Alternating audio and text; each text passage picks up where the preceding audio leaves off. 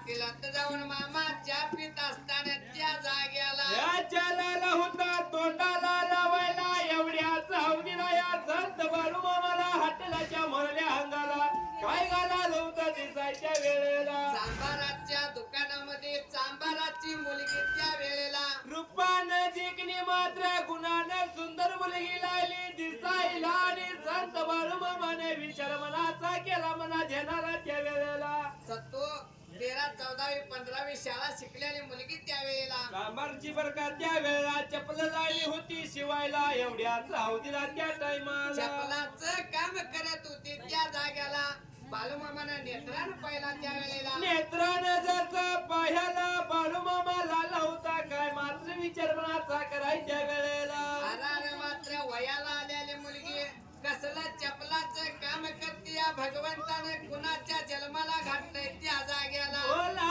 गायाला देवाला गेला वर, देवाला गेला वर, सांगायाला गेला वर.